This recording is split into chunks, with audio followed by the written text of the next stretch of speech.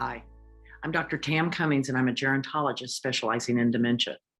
This is part 2 of a 6-part series on dementia caregiver education brought to you by the East Texas Alzheimer's Alliance.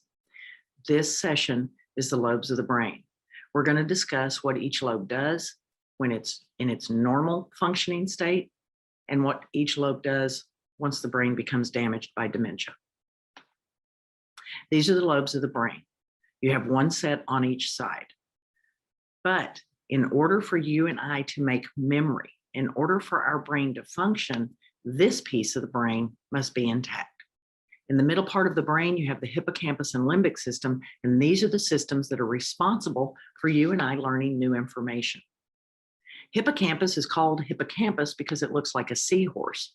And if you take it out and look at it, it really does look like a little seahorse. The purpose of the hippocampus is that when stimuli is brought to the brain, the things that you see, you smell, you taste, you hear, the experiences that you're having. If the hippocampus determines that this is information you need, then it lights up and sends electrical charges to the area of the brain where that type of information is stored. Think of your brain being like a file cabinet. Certain things are stored in certain files. The hippocampus sends that information to that particular area of the brain, and the neurons in that area actually have growth on their dendrites as new material is learned.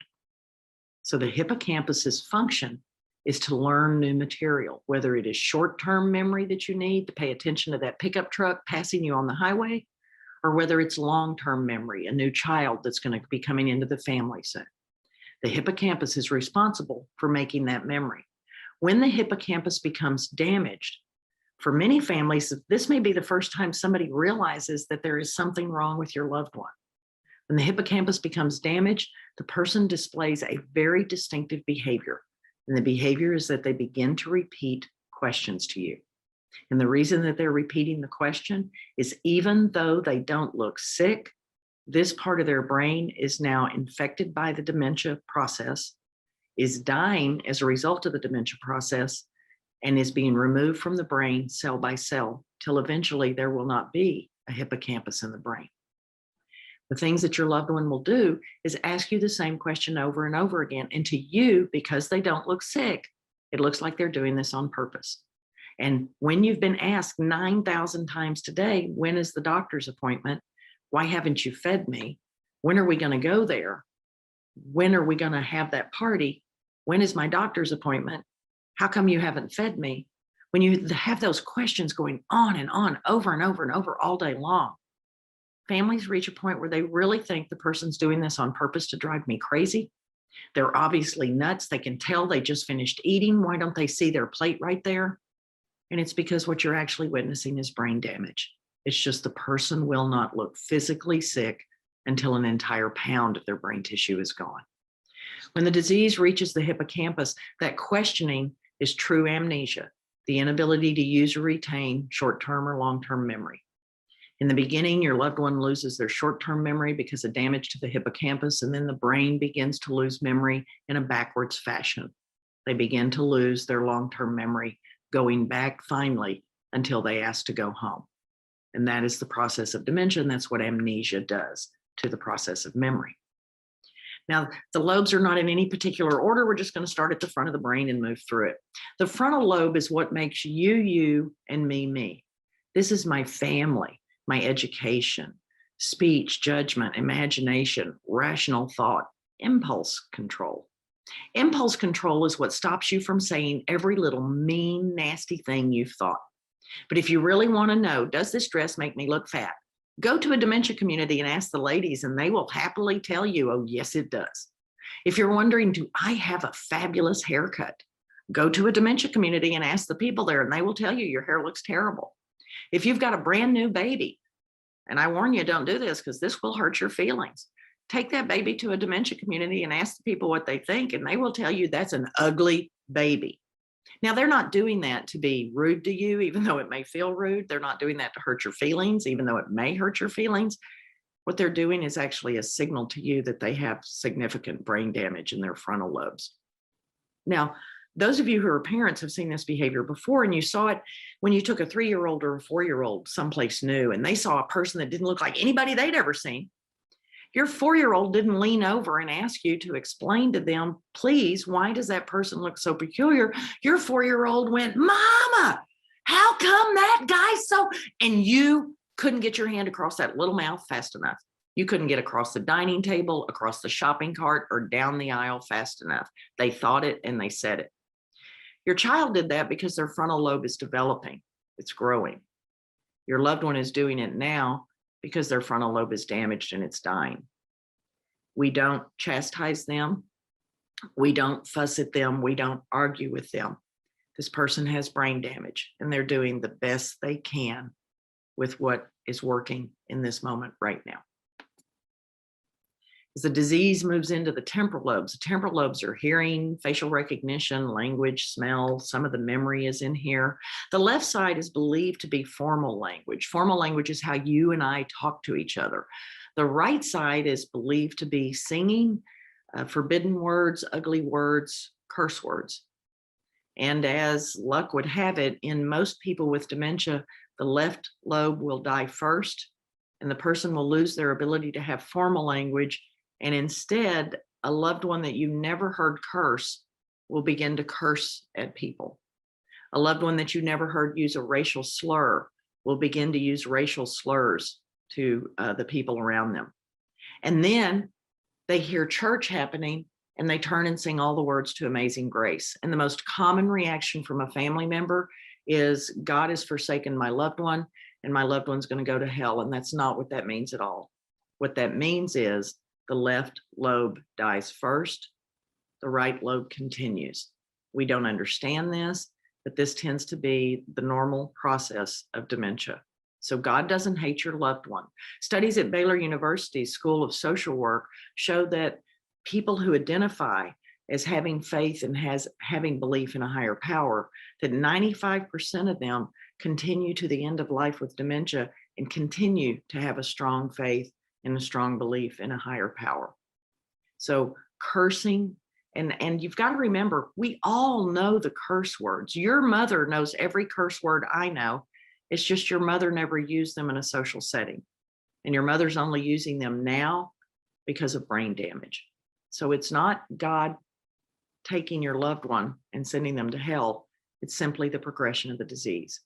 Professional caregivers know that this is the behavior that's going to occur, and they're not affected by this. They're not affected by things that might hurt other people's feelings because they understand this is brain damage. And it's important that you help your family to make that step as well.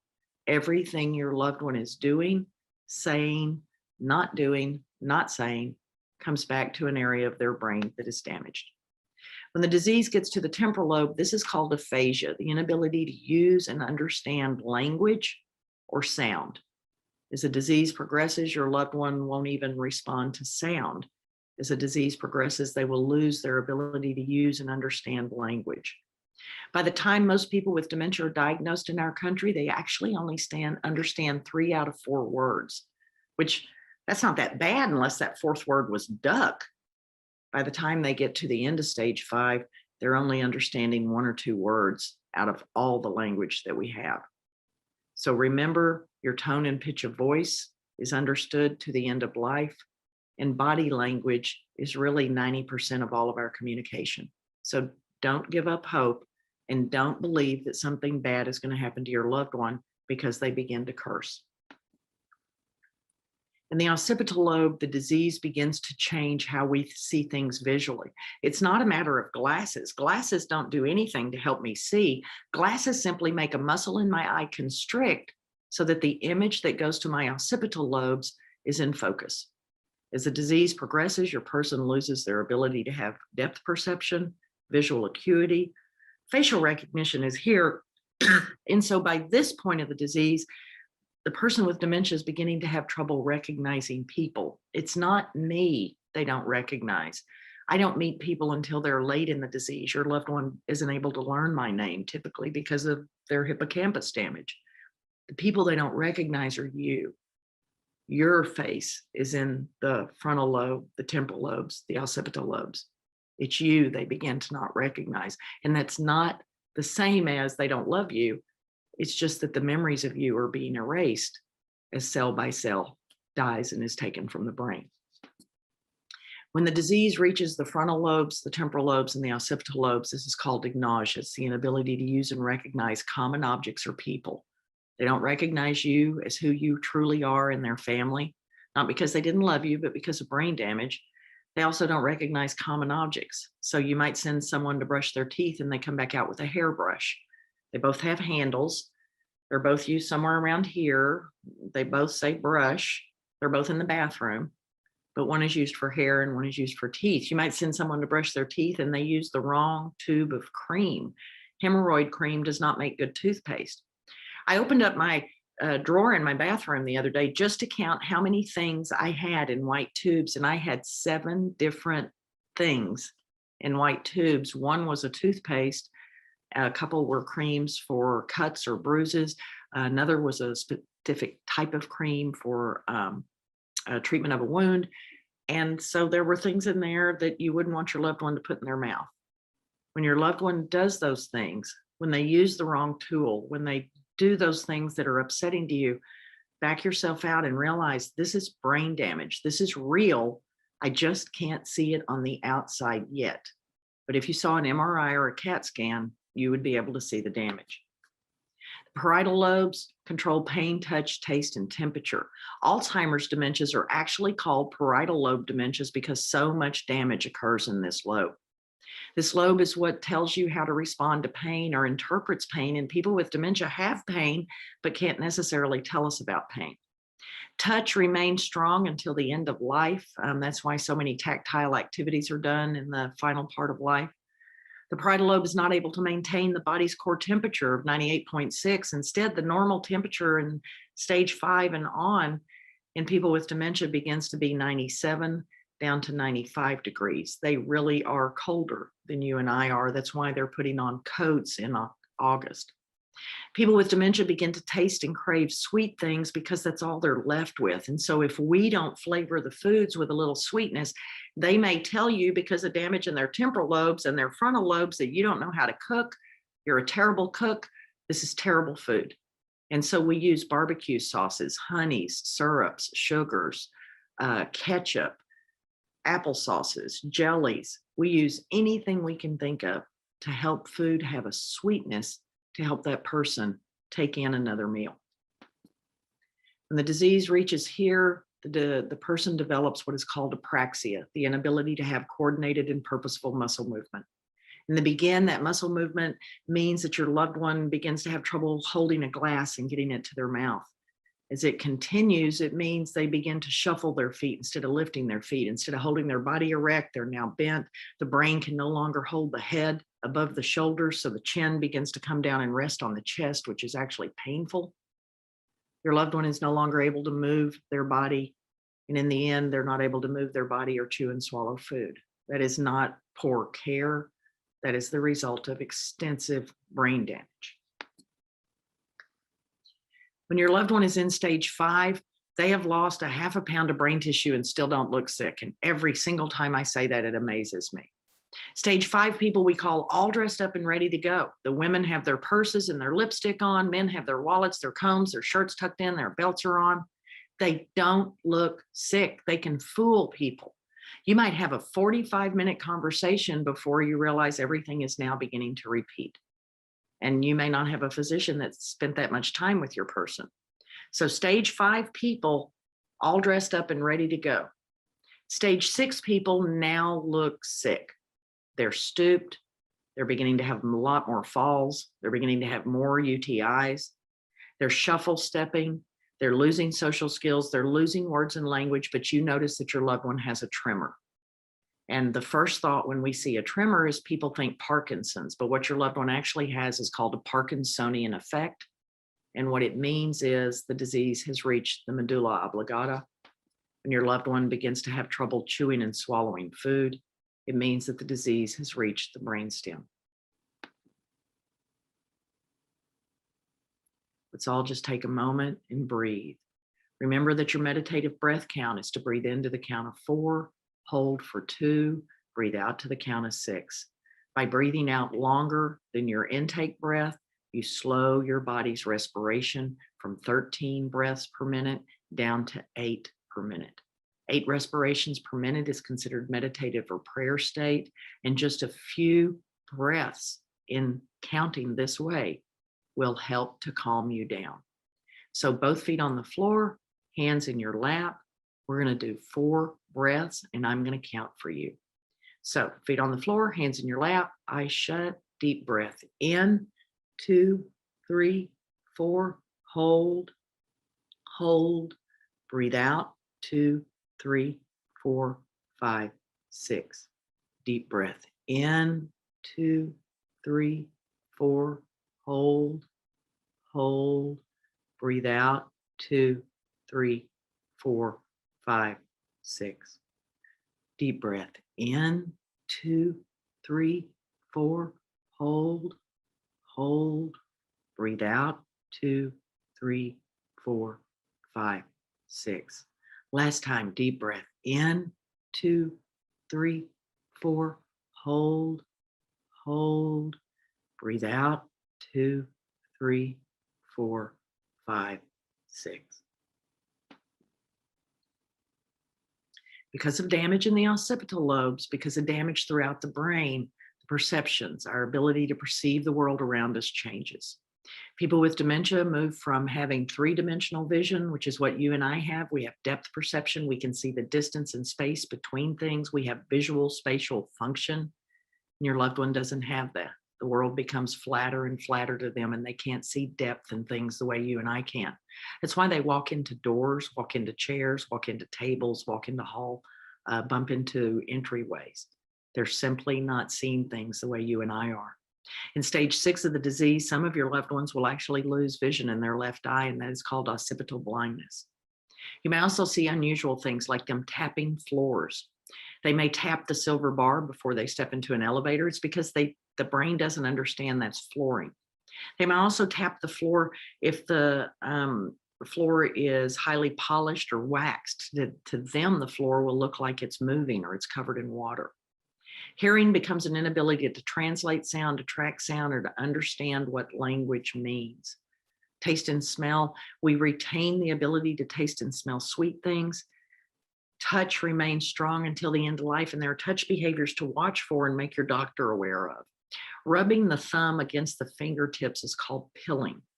And this is actually a self-soothing behavior, which is actually a sign of anxiety. So we would talk to the doctor about an anxiety medication. Rubbing means I might be rubbing my arms, I might be rubbing my thighs as I'm sitting down. That is also a self-soothing behavior and would mean I would talk to the physician about anxiety. Folding behaviors we don't understand. If you go into a dementia community and you see somebody folding a basket of socks or folding a basket of washcloths, they're not actually doing the building laundry. Reasons that we do not understand. People with dementia seem to enjoy folding things. So we get them bags of white socks and black socks and mix them together and ask them to separate them. And we give them washcloths to fold. Human beings, even human beings with dementia, still need purpose. And in that stage 5, folding is a purpose that makes people feel useful. Remember the visual changes that occur. So put your hands on the side of your eyes as though you had on blinders. That indicates the loss of peripheral vision. And you'll notice that when you do this, when you put your hands up on the side of your eyes, you can no longer see the person on either side of you. So as I watch people with dementia, I can tell peripheral vision is damaged because they turn their head to look at me in a different way than they would if they had full vision. From the loss of peripheral vision, put your thumb tips together and then your fingertips together and you make a periscope. And when you bring that periscope up to your eyes and look around, you realize that you don't see your plate of food. Your loved one's reaching for their neighbor's food, not because they're rude, not because they don't have social skills, but because of brain damage. They don't see their food. They're simply reaching for the food closest to them. After periscope vision, make your eyes into your hands, make your hands into binoculars and realize that now this is how your loved one sees. Look at all the vision they don't have. Once binocular vision occurs, once this loss of vision occurs, period, I have to pay attention to where I am when I approach your loved one. I always come from the front because if I come from the side, from the back, or over the top of them, I can scare the person. As the disease progresses, In stage 6 of the disease, some of your loved ones will actually lose vision in their left eye because the right occipital lobe is too damaged to maintain the connection. And so if you cover your left eye and you put up one monocular over your right eye, you realize that your loved one's behavior is very much driven by how we move around your loved one. We have to slow down our movement and make sure that we stay in their eyes vision. When we put somebody in a wheelchair, movement is much different for them. When a person with dementia says slow down, they mean slow down. Their brain can't handle how quick you're moving. The range of movement for a person with dementia in a wheelchair is we move 1 step per second. And if the person tells us that's too fast, you slow down more. If we go faster than that, we change their blood pressure. We upset them. We make them more likely to fall when we get them to where we're going. We make them more likely to be agitated, and we set off fight, flight, freeze, or fawn in them because we've scared them. Movement in a wheelchair, movement in a car is different. They cannot handle the visual stimuli, and the movement can make them sick. Somebody that used to love riding in a car, it may not like riding in a car anymore. And as we're doing personal care with our loved ones, wheelchairs especially, you just have to slow down. So 1 step per second. And if the person says slow down, then you slow down more. When we don't do these things and we don't approach from the front, we set off fight, flight, freeze, and that should say fawn. And it takes hours for a person with dementia to calm down. And once we get one person with dementia upset and agitated, it's like magic. 2 people become upset, then 3 people are upset, then 4 people are upset, and suddenly our entire dementia community is upset. And it takes them hours or even a day before they calm down. So it's incredibly important that we pay attention to our movement and to how we approach people with dementia, and especially how we deal with them when we're moving them in wheelchairs. Our approach is always from the front. And remember, if you don't bring yourself down to where your face is lined up with the person with dementia's face, then what that person probably is really seeing is boobs, bellies, and butts, because they don't have the visual field you and I have. They only have that tunnel of vision that they can see through. Conversation means I've got to stay in their reality. If my mother thinks the year is now 1970 and I keep trying to insist to her I'm her grown daughter and the year's 2021, I'm simply going to make her angry. I'm going to scare her. Imagine right now if you didn't know where the last 40 years of your life had been. That's pretty scary stuff. And it's scary for them. I can have a great conversation as long as I respect that this person has brain damage, that I'm more likely I'm going to be successful by talking about where did they grow up, what was school like, and from there I can find out how much more memory they have. But as long as I keep old long-term memory in the conversation, I can probably have a good conversation with this person that I'm having a conversation with. Sundowning is something that's very difficult for families to deal with, and it's challenging for our communities, and it's upsetting and challenging for the person having it. Some of your loved ones will never have sundowning. Some of your loved ones will sundown from stage 3 of dementia until they can finally no longer move. Sundowning occurs for a number of reasons. One is human habit. Since time began, you and I stopped doing something during the day and we went somewhere else for the night. We stopped hunting and we went back to our caves. We stopped farming, we went back to our cabins. In our lifetime, my mother was a homemaker. In the afternoon, she stopped doing home stuff and started doing nighttime stuff to get ready for us coming home from school for dinner. My father left his job in the afternoon and he came home in the evening. They let us out of school, starting for some kids as soon as they get dropped off in care. But they bring us home in the night. So this is a human habit and a human instinct that I'm supposed to leave this place and go somewhere else. Now, in you and I, the rhythms in our cells are all running together, and each one of our cells holds our cicada rhythm. Those rhythms all run together. You and I feel that rhythm. We wake up when the sun is coming up. We begin to get sleepy when the sun goes down and it gets dark. But in people with dementia, those rhythms are now running helter-skelter. They're going at different sequences. And so your loved one may be getting signals to get up and go somewhere in the middle of the night and insist that it's time for them to go. In the afternoon and evening, they may get very agitated and very much want to leave where they are and go somewhere else. There tend to be three reasons your loved one wants to leave. Reason number one is it's a female and she needs to go get her children. This means that this person is typically in late stage 5 of the disease. And because they need to go get their children, this is a very difficult person to redirect. They're challenging to get them to stop trying to go get their children because it's an instinctual thing. And in their brain, they have children that are young children that they need to go get. That's their responsibility as their parent. And it's difficult to redirect this person. Some people are so polite that as you're literally taking their hand and leading them away from the door to go sit down and watch a movie and have some popcorn, they're mumbling under their breath at you the whole time, but they're too polite to actually get in your face and be agitated. Other women have such strong instinctual maternal patterns, and they're naturally a fighter when they're agitated. So they're going to be even more challenging to redirect. The second thing that I need to leave you for is more of a late stage 5, early stage 6. And this is somebody who needs to go to their job. Now, needs to go to work is a less challenging redirect than I need to go get my children, because there's so many things that can happen of why I don't need to go to work today. I forgot it was a holiday. The government declared today we're taking the day off. The hot water heater went out. The electricity went out. The train track is down, so we can't get there. Something's happened either at the place I need to go do my business, or something's happened that's going to stop me from getting there. And that's the redirect. The third main sundowning thing we hear is I got to go home. I got to go home means that we're now dealing with someone who's somewhere between the ages of 2 and 8. Their dementia is very progressed. They're in late stage 5 or stage 6, because that's the age of children that want to go home. And home is not a physical building. Home is a set of things. It's your pillow, your sheets, your blankets.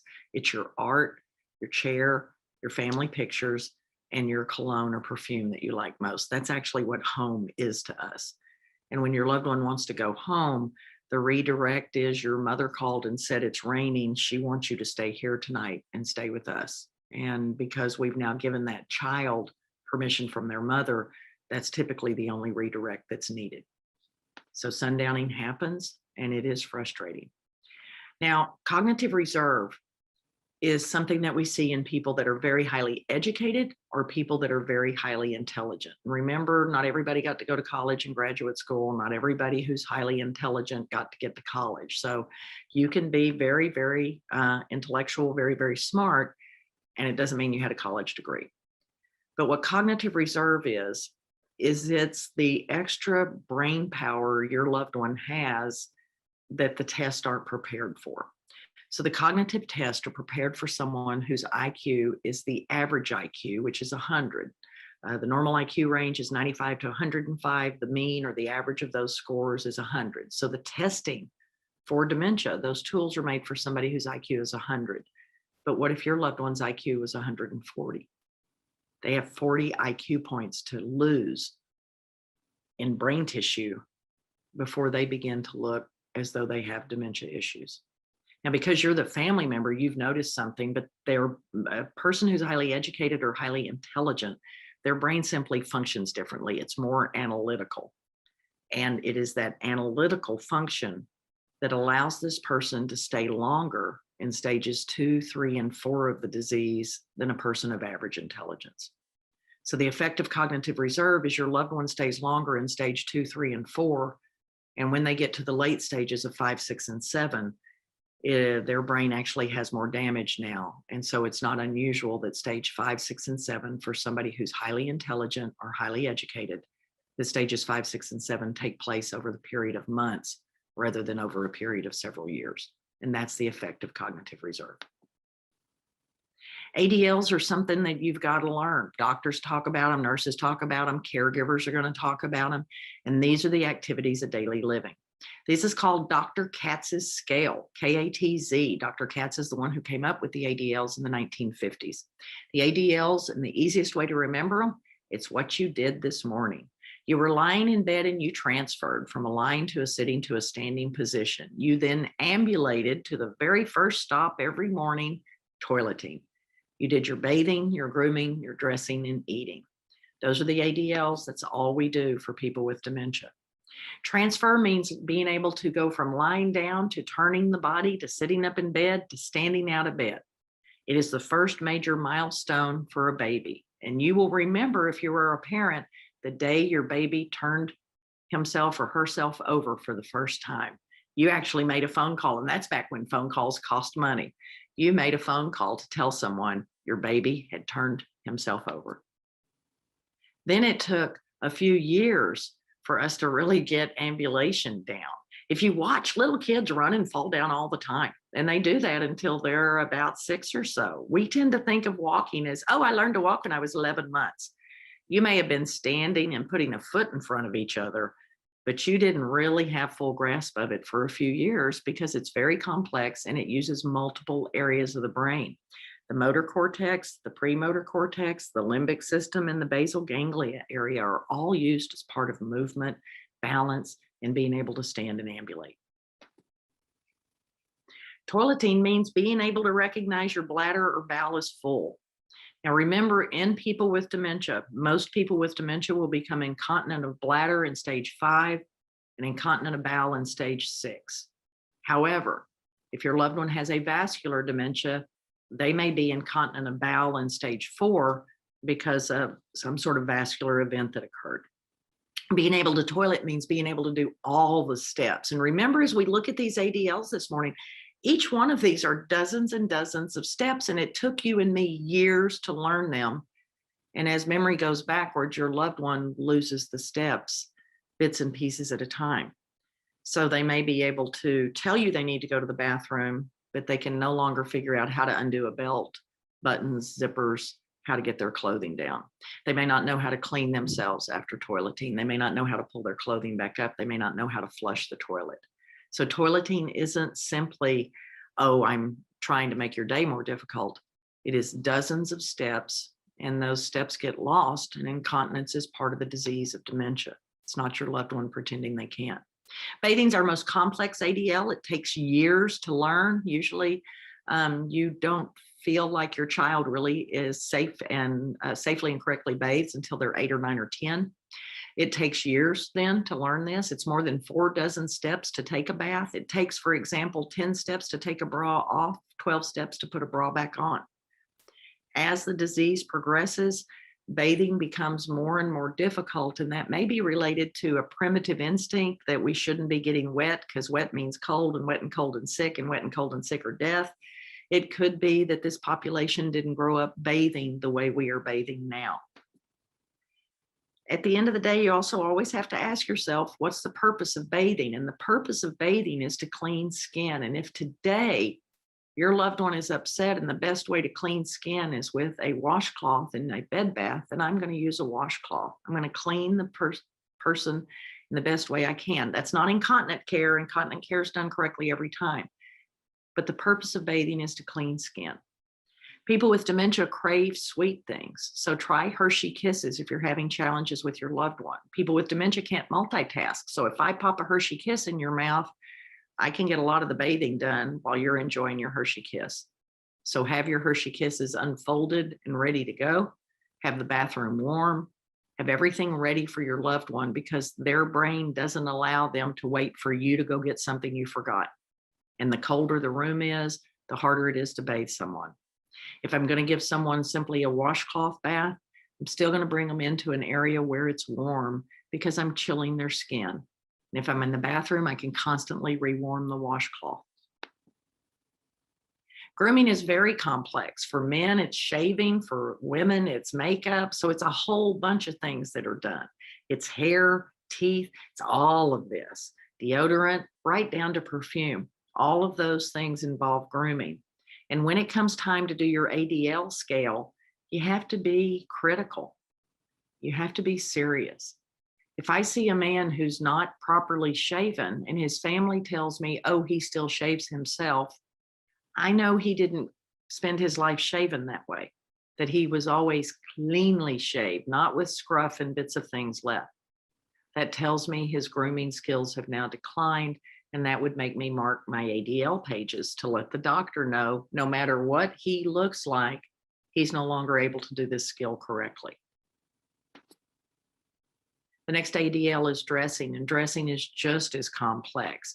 As you've gotten older, you may have noticed nobody makes clothing for older people with great big buttons. Instead, I swear they're making buttons smaller and smaller.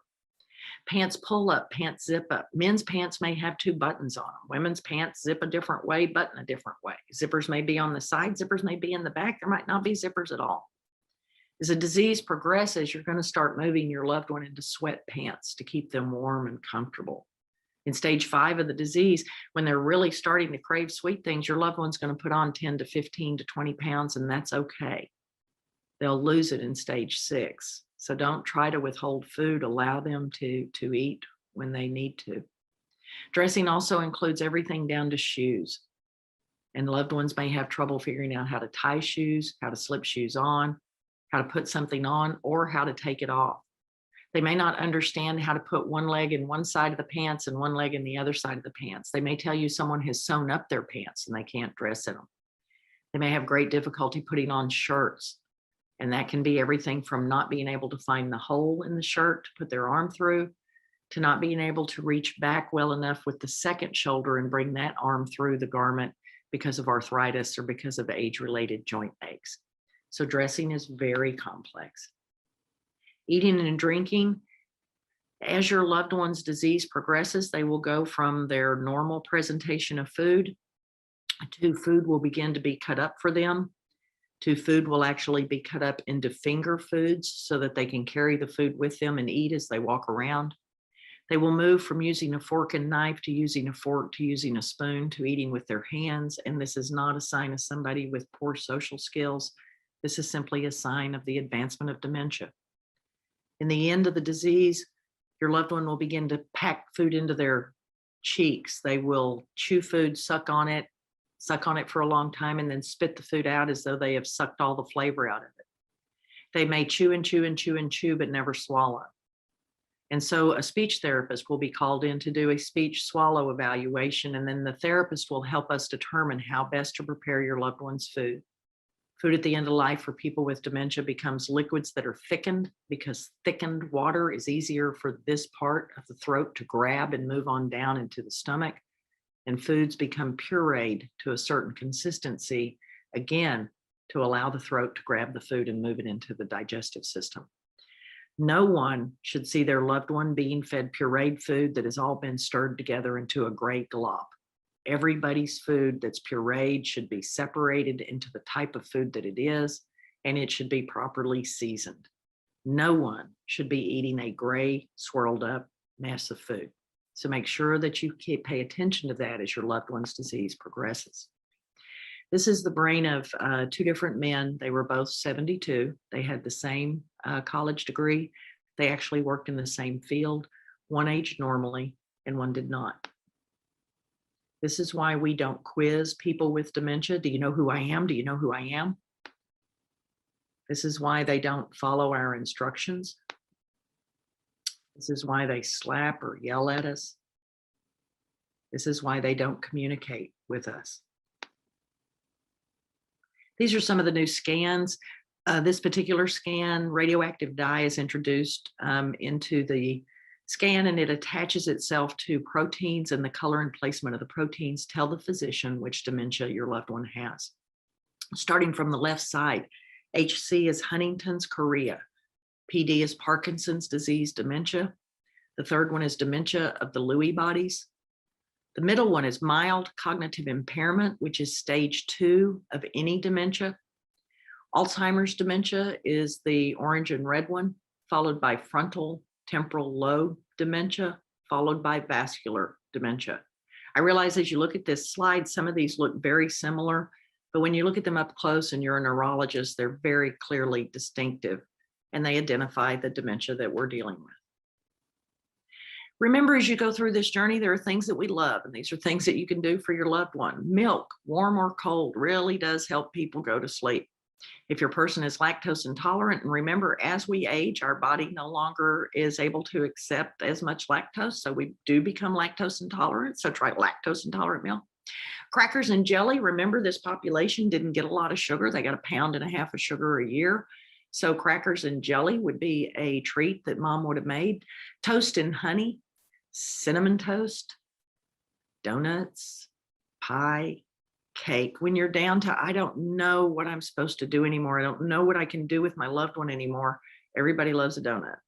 Everybody loves pie. Everybody loves cake. If you bring donuts to the community, though, remember there are 3 shifts of staff that work there. Nobody ever thinks about the night staff, and the night staff does an awful lot of work. And remember, people with dementia can smell donuts through concrete walls, so you better bring enough for everybody. But it gives you a little something to share with your loved one, and that's important for us. Let's all just breathe in now. You're going to put your feet flat on the floor, hands in your lap. You're just going to breathe into the count of 4, hold for 2, breathe out to the count of 6. We're going to repeat this 2 times. Deep breath in, 2, 3, 4, hold, hold, breathe out, 2, 3, 4, 5, 6. Deep breath in, 2, 3, 4, hold, hold, breathe out, 2, 3, 4, 5, 6. Remember that every behavior your loved one's doing is not on purpose. They're not pretending. They're not acting. They're not trying to get attention. They are simply responding to brain damage. Any behavior that you see in your loved one is directly linked back to an area of the brain. So remember, when you feel yourself frustrated, when you feel like this is just being done to annoy you, take a deep breath and remember, this person is simply responding to brain damage. Take care of yourselves. And the next part of this series is, what is memory?